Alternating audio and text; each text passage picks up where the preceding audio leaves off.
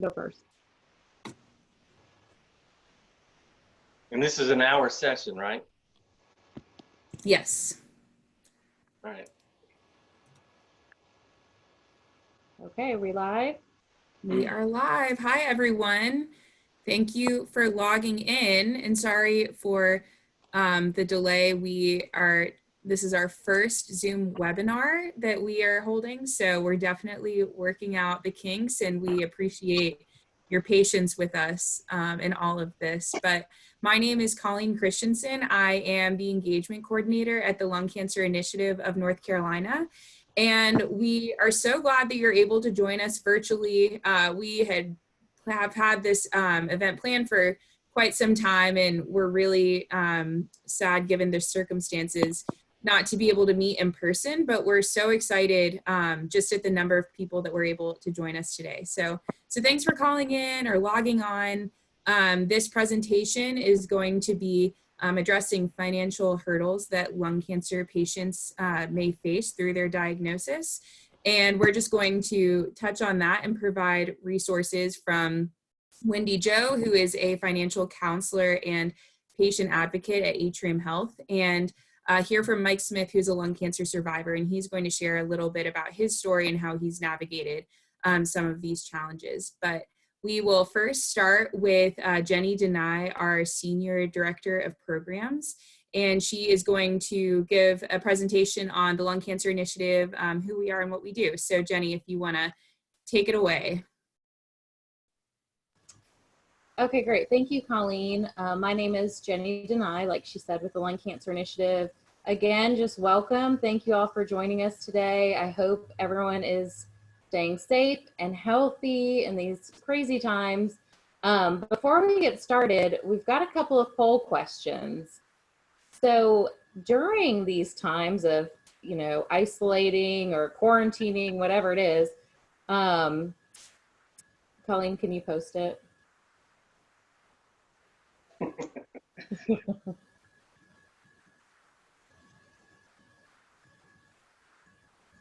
Oh, here we go.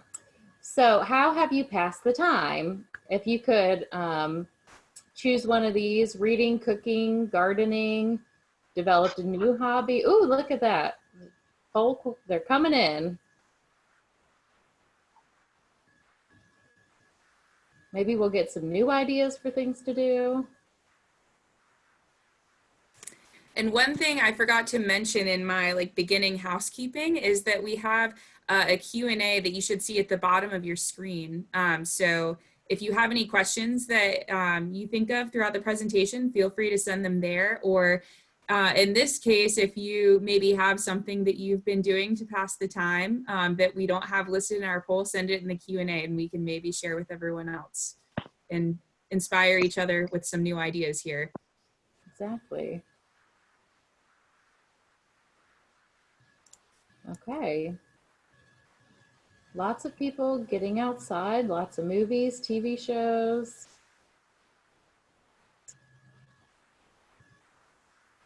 All right, Colleen, should we go ahead and end this one? Sure. So I'm not sure if you guys can see the polling results, but 44% of you have been doing exercise and workout videos. So good job. That's great for your mental health. And also lots of TV and movies. I know I've been spending a lot of time on Netflix and that has been fun. So it seems like y'all are too. And also gardening and yard work. Those were kind of the top three. Yeah, you have to balance your TV movie watching with exercising, so that's great. Okay, we've got one more poll question just to see who is here today, since we can't see all of you. Can you complete this poll just saying if you're a lung cancer survivor, caregiver, healthcare provider? Okay, there we go. More than one apply? I think you can only pick one. Lots of healthcare providers, that's great.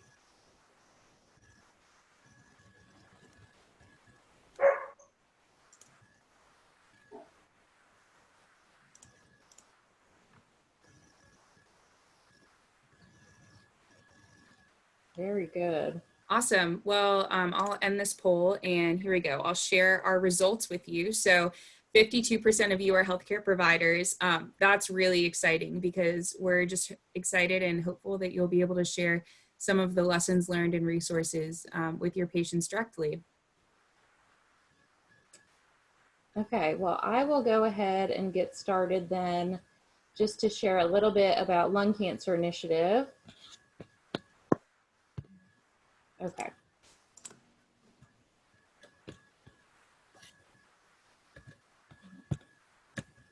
Okay, so for those of you who don't know us, our mission is to save lives and provide support to those affected by lung cancer. And we do that through our 4 main programs: research, awareness, education, and access. And we are focused currently just in North Carolina. Our vision is to improve life for those affected by lung cancer. And our 3-year strategic vision is to really reach, in my mind, all lung cancer patients, but especially those in communities of most need. We want to reach all across the state of North Carolina and really reach as many people diagnosed with lung cancer as possible and be able to share our resources across the state. Who we are, I've mentioned some of this, but we're the leading nonprofit focused in lung cancer in North Carolina. We really specialize in connecting patients and loved ones with the medical and research community. So you'll see through events like these and other things we do that we partner a lot with the cancer centers, we partner a lot with our researchers, just to make sure everyone's, hearing the latest in research and treatment options and things like that. And really getting you all connected and an environment where you can ask questions as well. So we love doing that. Here's our staff. Today we have Colleen and I on here, but that is the rest of us, all currently working from home, like many of you. And here's our board. Our board is made up of providers, also advocates, lung cancer survivors. You'll see there's a wide variety of people here. Our board is amazing, and they've really, over the years, led us to grow so much and to do everything that we're doing. So they're really awesome. I'll just talk about our programs for a little bit. So research, we have funded over $2 million in research since we began funding research in 2008. And the majority of that is in North Carolina, which is great that we're able to do that here. We have such good researchers and research happening in North Carolina. And here's just a couple of examples of our research opportunities. We have our lung cancer fellows, and those are, younger investigators who really usually haven't received any other research funding, and it really helps jumpstart their careers in lung cancer and hopefully stay in the field. And then we also have other grants like career development and innovation. And so we are just excited to have these and to be able to fund in North Carolina. We actually just reviewed applications for our fellows for this year. And so it's just, every year there's more and more excitement and research happening, and we're excited to be able to fund that. Our access programs. So we have our gas card program, which patients can apply for a $50 gas card to help get to treatment. And they can apply for those every 4 months. So they can receive up to 3 a year.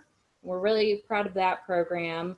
We also have our access grants, which began really as a way to partner with local community organizations, other nonprofits, smaller hospitals, and they're up to $10,000. And again, it's to help access for patients, access treatment, access screening, survivorship.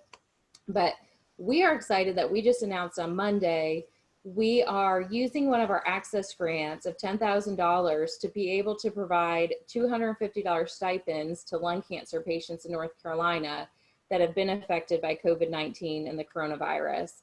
So please keep that in mind. I'm sure they'll probably go quickly, but we're just excited to be able to have those and be able to help patients in North Carolina. I know so many people are struggling right now, so we're excited to be able to provide that. Here's just a couple of examples of our access grants last year. Several we've had several in the past on screening, and then one last year, actually, well, it'll go through this year, is to install radon mitigation systems in Wake County.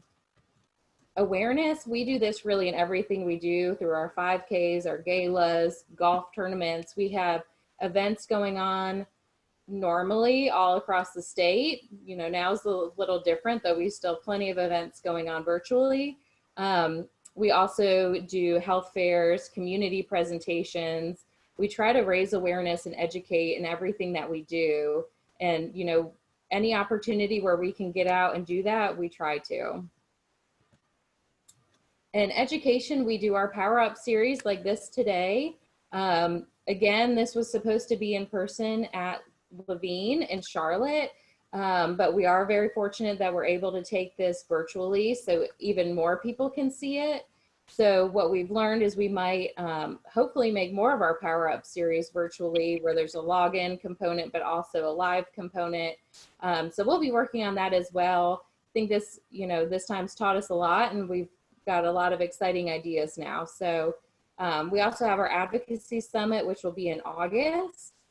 And we do physician education as well. We like to keep the providers updated on lung cancer treatment options and also lung cancer screening for primary care as well. There's a lot happening in the field of lung cancer. And survivor engagement. So we have, I think this will be the 3rd year of our lung cancer survivor wellness retreat.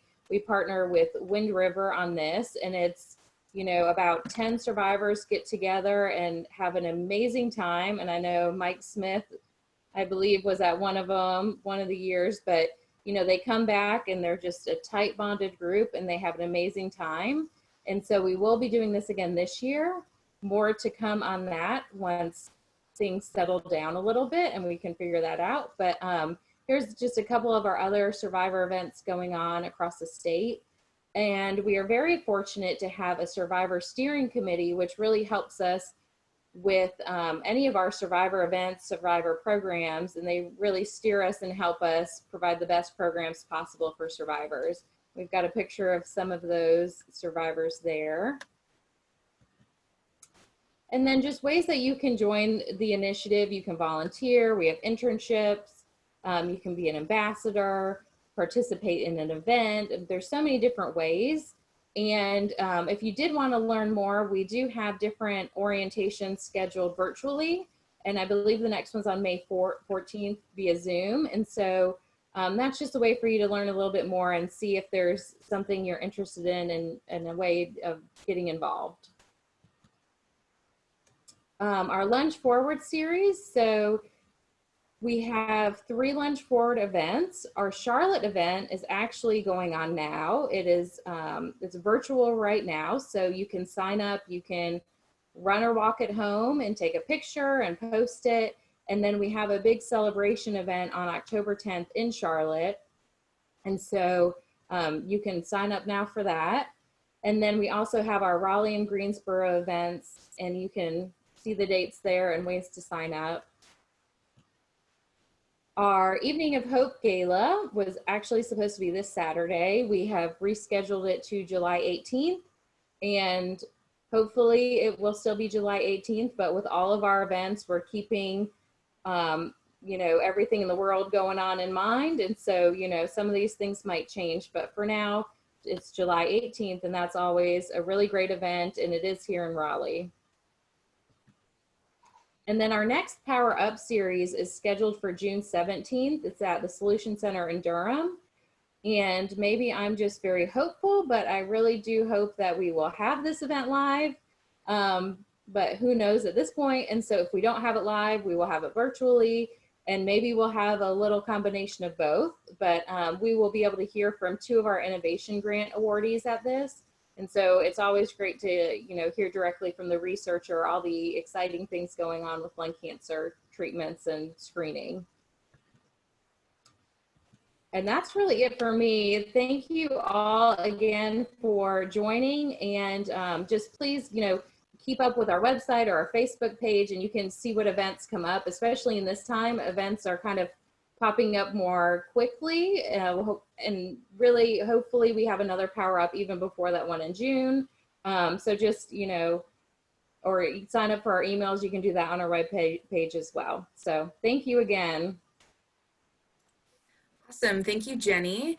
And now I'm going to ask Mike if you want to maybe go first. I think Wendy-Jo is having some technical issues that we'll iron out while you give your talk, if that's okay. No, that's great. If you want to bring up the slide. All right, let me share my screen.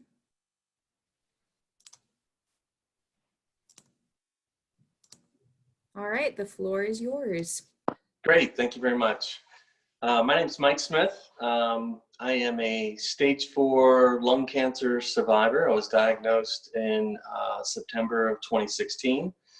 I continue to work. I work for Bank of America and Merrill Lynch. But what I'm going to kind of portray to you is my 30 years of experience towards how my lung cancer journey has gone. So anything that I'm talking about here today is just based on my knowledge alone. It's not representative of anything to do with Bank of America or Merrill Lynch. So when I was first diagnosed with this horrific disease, you know, the first thing you were dealing with was trying to get a sense of all your emotions dealing with everything. And then having to deal with how is this financial mess going to work? How much does it cost for cancer treatment? What do I need to do? And so one of the first things I did was kind of plan out this. I tried to remove myself from an emotional attachment to things and just looked at it from just a pure financial plan. How am I going to deal with these unexpected costs that might be associated with cancer treatment and stuff? And one of the first things I did, because I didn't really know, is how much costs were involved, is I took out a home equity loan. I haven't used it to this day, but that's where my financial journey started, right? The other thing I did is I didn't have a trust or a will set up, and I have children too. So my fear was not being able to take care of everybody. So through my employer, we engaged with an attorney through a prepaid legal service, and we established a trust, will, and power of attorney and a living will. So that right off the bat was giving me some peace of mind with having our legal kind of plan together. And what I thought was just the simple, oh my gosh, I'm going to go into debt with my home equity line if I have all these cancer care costs.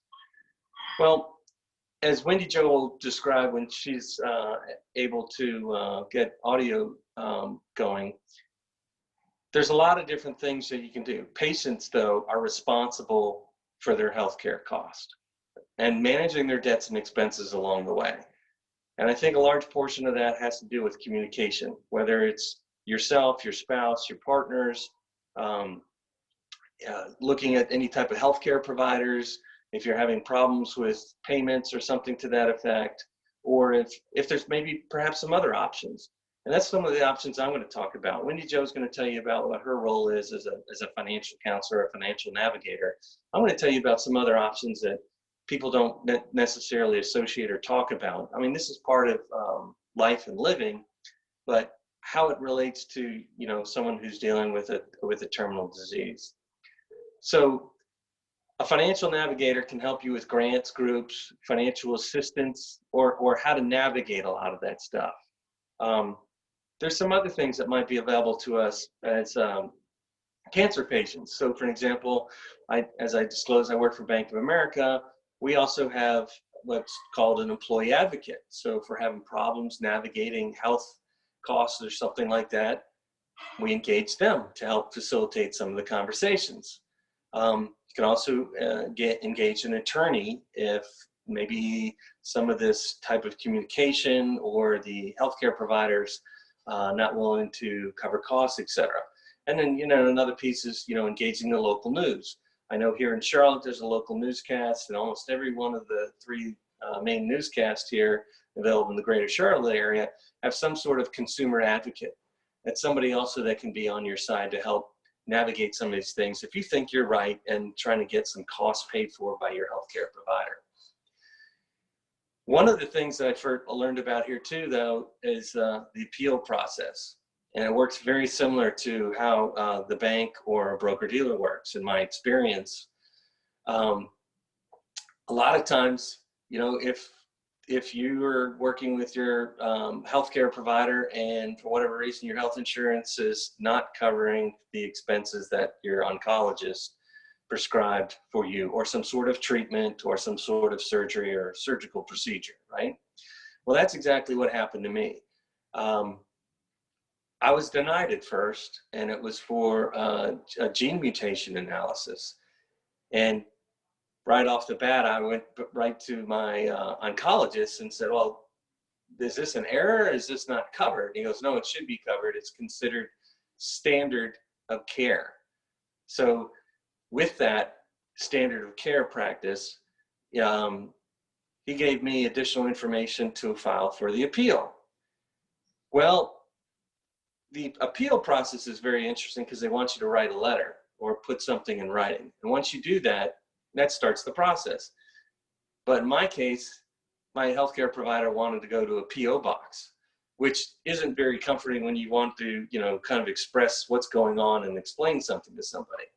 So I had to write a very detailed letter, in addition to the documentation I had from my oncologist and the letter that he wrote.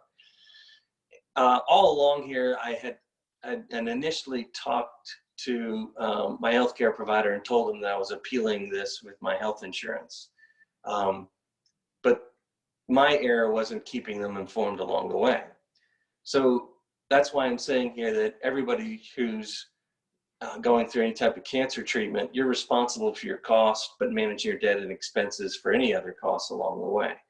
You need to make sure you're managing things, or working with someone, your spouse, your partner, or a financial advisor and stuff to help, or a financial navigator to help navigate through some of this stuff. So I thought I was doing all the right things, but I got it denied the second time. Well, this point here now, I went back to my oncologist, got a little bit more information, but I also engaged an employee advocate at my company that I work for with Bank of America. And she was very good at helping me navigate through getting through this brick wall of, you know, filing something through a PO box and actually getting it to the health insurance provider's oncologist on staff, who agreed with my oncologist's opinion that yes, this is the standard of care. So that kind of started the ball running with that. But in the interim, as I said, you know, I initially communicated with my healthcare provider that I was following up through this appeal process. Well, at the end of the day, they want their money, right? So again, I should have worked better at communicating with them. They went ahead and started the process here for turning this over to a collection agency. So I had to intervene here. Unfortunately, it was just a matter of timing how it worked. But I was fortunate enough not to have any negative credit report filed on me, but this all ended up working out with the appeal process.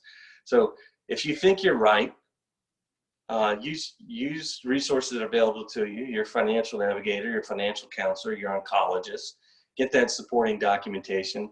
Don't give up. Part of this process is just speed bumps. That's just the way it works. A number of these cases may not have any bearing or documentation, and that's why some of this stops the way it does. But it's just a matter of getting the right documentation, right person to review your case. Other things to consider here from some of my lessons learned from my financial journey is, you know, everybody's familiar with the term work-life balance. Well, now you have to have, if you have to make a decision, you're going to continue to work, you're going to, or maybe perhaps pursue disability. And I'll speak more about that here in a minute. But I decided I wanted to work.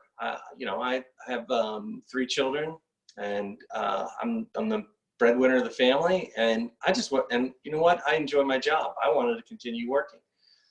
So one of the first things also I did here with trying to get my financial plan in order here was have that conversation with my manager. And that's talking about, hey, this is what I'm going through. I'm going to miss some of this stuff. Is it okay if I have some type of alternative work hours as I need?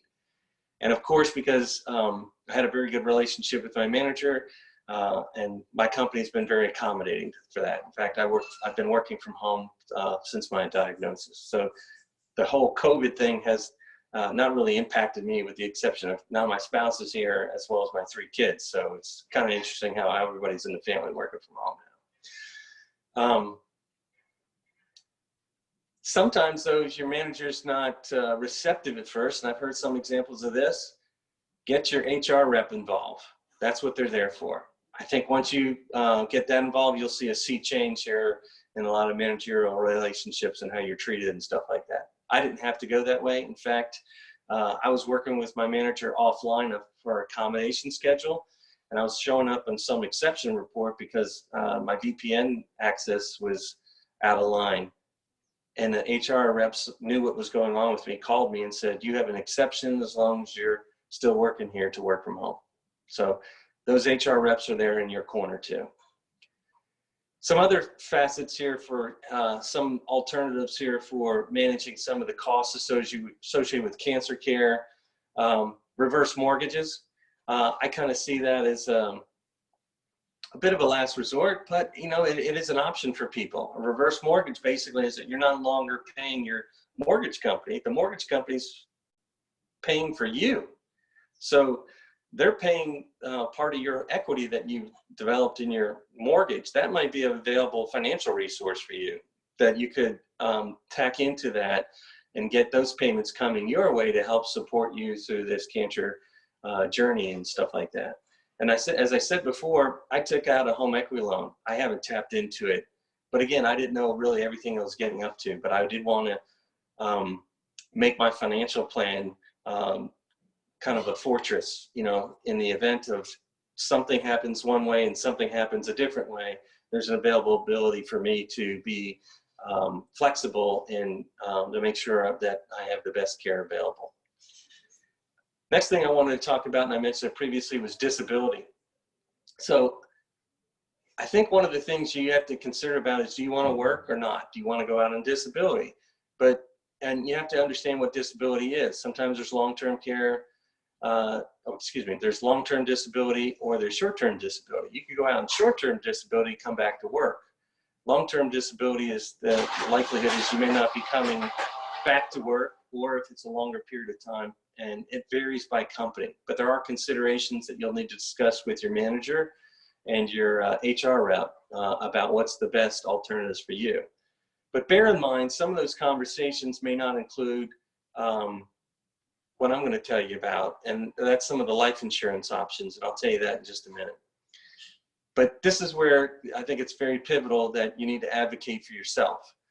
That is another piece that is very interesting that I've gotten involved with after my diagnosis. Probably all of these lessons learned over the first year or so was getting involved with some of the pharmaceutical companies, some of the other lung cancer groups, and speaking with other cancer survivors and cancer patients. And some of those people who are advocates actually kind of have a little bit of a circuit. They go out and do some public speaking events, some of which are paid for. I am not paid for this session. I am more than happy to advocate for free. But there are some pharmaceutical companies that have. I've actually traveled on a couple occasions here to speak to different people and different groups, particularly pharmaceutical sales groups and some conferences and stuff like that. They want to hear from you. A wise person, Chris Draft, you may know about, who advocates for his foundation here to help lung cancer research, told me, hey, if you don't advocate for yourself, who will, right? And there's many channels to do it. Lung Cancer Initiative of North Carolina is a great group to advocate with and for. So now let's talk about life insurance. Remember I was talking about employment? You're making the decision, do I want to work? Do I want to go out on disability? Well, if you're leaning to go to disability, you need to figure out if you have life insurance through your company, or you might have a personal policy. Let's talk about your company provided life insurance first. You're going to get that life insurance. Your beneficiary is going to get that life insurance. That's what it's there for, right? That's peace of mind that you paid for through your company for some amount of life insurance. Sometimes it may be that's offered to you for free for just, you know, your general salary. Other times there's a supplemental rider that you can get, and that rider might have, you know, a multiplier, like 1 times your salary, 2 times your salary, 10 times your salary. It varies by company. That's what it's there for. But when you retire or go out on disability, that life insurance a lot of times does not translate into a single or individual life insurance policy. So you have to be mindful of life insurance, right? And a lot of times people say, well, company provided life insurance is so much cheaper than a personal policy, right? Well, the interesting piece of the life insurance policy, both on a company provided life insurance policy as well as a personal life insurance policy, is something called an accelerated death benefit rider. Now, I worked for a life insurance company previously for about 8 years, and I knew how life insurance worked. I actually knew about the rider, but I thought the rider was just, oh, if I had an expense and I need to seek reimbursement, that'd be another way I can get some monies to pay for that cancer treatment or something like that. Well, little did I know that part of this is that is a benefit that's available to you. That life insurance is a benefit to you for your beneficiary, but an accelerated death benefit rider is a benefit that you pay for that may be available to you to help with care, or you're free to do whatever you want to do with it. For example, if your spouse wants to do a kitchen makeover, yes, that's what happened to me. So there are some benefits with that, or you can put it to work for you in an investment account. And you know, if you're comfortable managing money, you could do it yourself. That's what I do. But you might want to engage a financial advisor to help coordinate that. What I'm telling you, though, is a lot of people don't know about this. A lot of companies don't advertise it. So at where I work at Bank of America, when I first started inquiring about this, they said, you're asking about the accidental death benefit? I said, no, I'm still here. And so that was a couple of phone calls in over 2 or 3 weeks trying to navigate through that. And finally, I just said, you know, I got an HR rep on the phone. I said, can I talk to the life insurance provider directly? So that's what we did. We had a 3-way call, and I started asking a lot of questions about this. And some of those questions are, how much money can I get? Well, for my plan, I could get up to 80% of my life insurance amount, but there's certain caps. There's a cap on your salary, and then there's a cap on the supplemental rider. So they're different, right? So I was able to navigate, and I got, you know, maxed out on one cap, and the other cap, I got 80%. So that money I took and invested that money, and it's working for me. And what are some of the benefits of that? The same thing can happen in your personal policy. They might be able to have some accelerated death benefit riders available to you.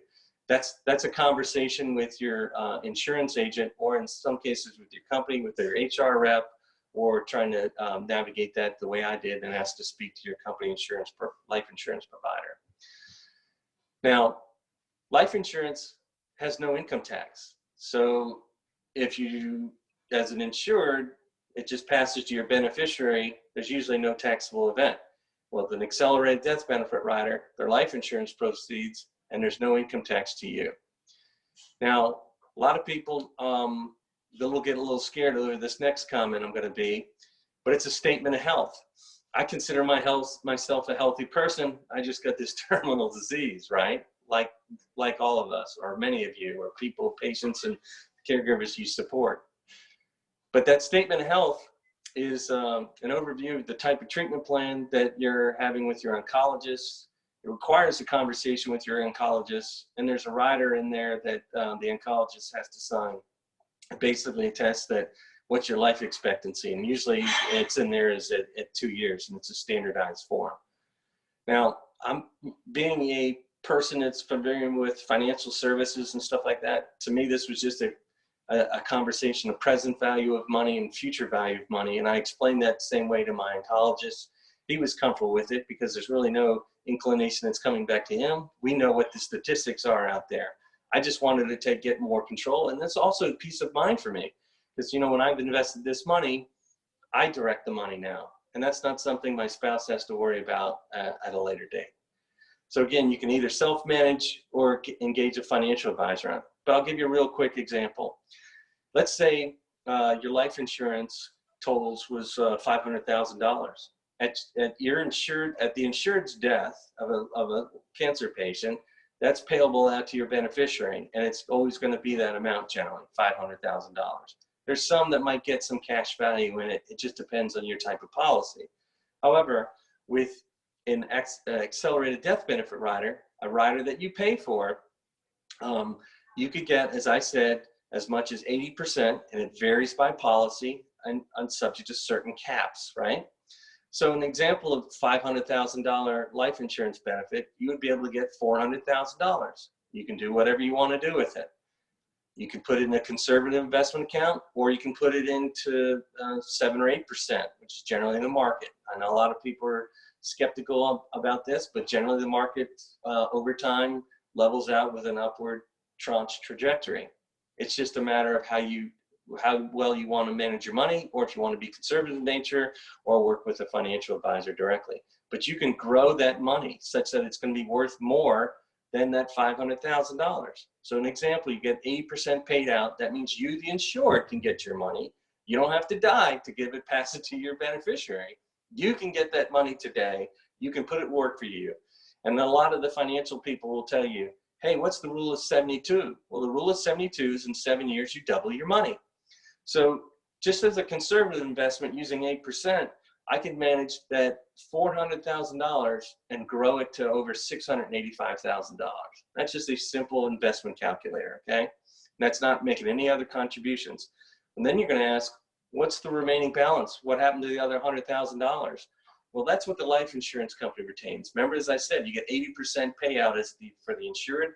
That other $100,000, it's going to stay $100,000, but it goes to your beneficiary upon passing of the insured. So that's kind of what I've learned along the way. I did not include the 401k financial hardship. There are some benefits also for doing that. I just learned about that here just the other day because of COVID-19. There's a lot of penalties with it, but I think some of those penalties are being subsided dealing with COVID-19, and the payment plans may be better now. But thank you all for your time. And if you have any questions, I'm happy to entertain any. Colleen? Thank you so much, Mike. That was really helpful and informative. I'm sure I found it. I'm sure everyone else did too. We have one question. If anyone else has any questions for Mike, feel free to put them in the Q&A. But we'll go ahead and start with this one. Ted Gibson asked, is an accelerated death benefit rider usually available for term life insurance and or whole life insurance? That's a great question. It generally is whole life, but I have seen some terms policies that riders have it too. It's a rider. And so whoever at the time that you're selling, they may have actually included that in the agreement that you had when you bought the life insurance. The best solution to that is contact your insurance company or your insurance agent and ask them specifically if it has an accelerated death benefit rider. Awesome, thank you. Well, that is the only question we got now, but if any other questions come up, feel free to put them in the Q&A. But now I'm gonna stop sharing my screen and we're gonna turn it over to Wendy-Jo. So let me just figure out how to stop sharing my screen. Okay, there we go.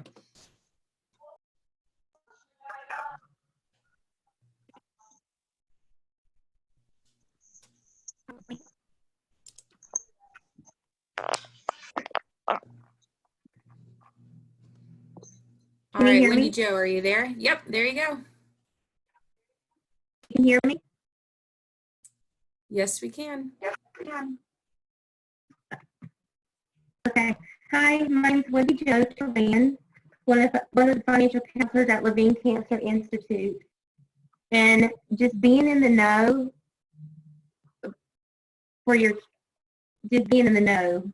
is what I'm going to share with you today. As a healthcare professional for 30 years, it's been my experience that when a patient gets the shocking diagnosis of cancer, feeling of panic and fear overwhelm them. Thoughts of being defeated to begin before the road to help even starts. They might be afraid with or without insurance, worried if they can afford it or not.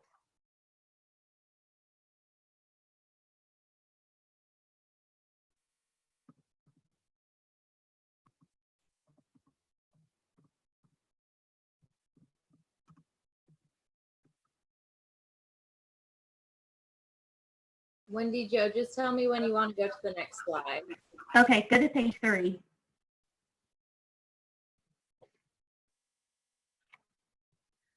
Commercial hurdles within commercially insured hurdles. The financial counselor will investigate and assist with ensuring that the patient understands their insurance company's coverage, deductibles, and out-of-pocket expenses. Asking for assistance after the plan of care has been established is important to identify pharmaceutical assistance that may be available to you. Next page. And this is just an example. If you were taking Infinity and you had commercial insurance, this pharmaceutical company will help you pay for your Infinity, which also will go towards your out-of-pocket cost of your insurance. So that's why it's important to be aware that the financial counselor is aware before your treatment actually begins, so you can get full benefits of the cost for your deductible.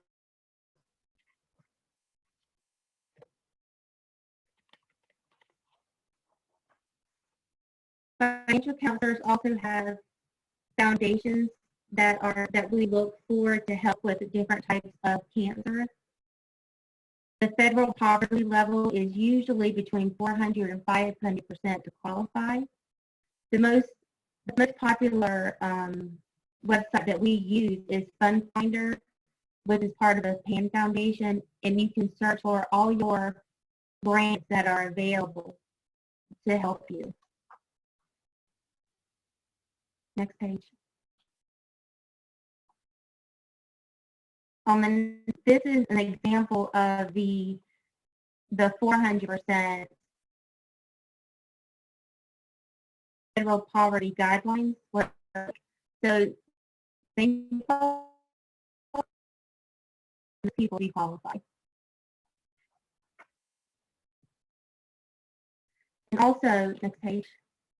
If you lose your job while you are going through your cancer treatment, it's very possible that the group, your provider's location may help you pay for your cut of premiums, which is usually beneficial depending on the time of the year it is, especially if you've already met your out-of-pocket deductible.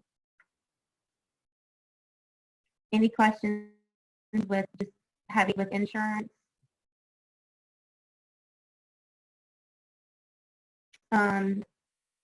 These are questions to ask when you're transitioning to Medicare. With your medication list in hand, these are 3 options that you need to compare. Option A is traditional Medicare Part A and B. How much is that per month? Your prescription Part D plan, how much is that per month? And also your supplemental plan, how much is that per month? And get your total. Then you can compare with a Medicare Part C plan, which is also called a Medicare Advantage plan. It's a package plan that has Part A, B, and D all rolled into one. And you usually have a maximum out-of-pocket of $3,500 to $6,900. It just depends on the plan.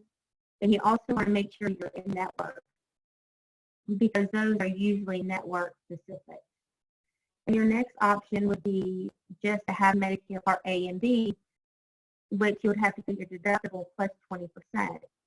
And 20% can really add up when it comes to chemo treatment. Just your 20% could easily be 20%. And there's no limit of what that cost could end up being, while you're in treatment.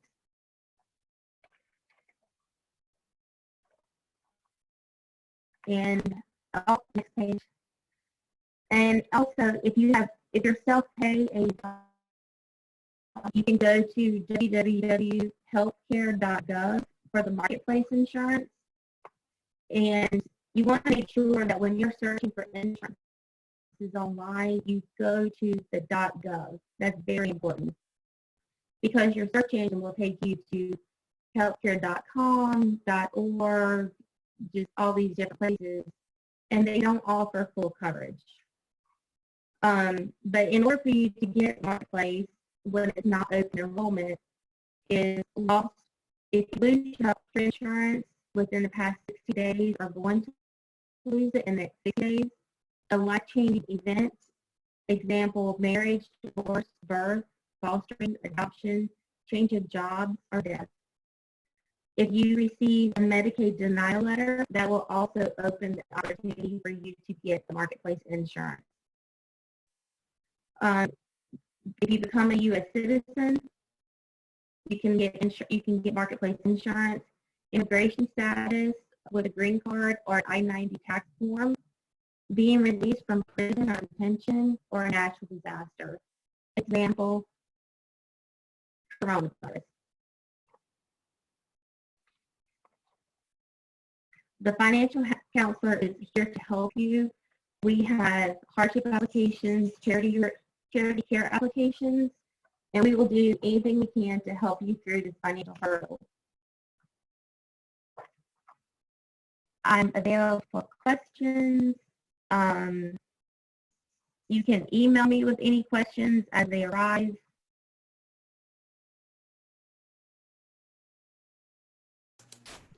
Awesome. Thank you so much, Wendy-Jo. I did get a question. Generally, I want you all to know that we're going to send out these slides after the webinar is over so they can continue to be a resource for you. But if you have any other questions, please put them in the Q&A and I will pass them over to Mike or Wendy-Jo. But it doesn't look like we have any right now.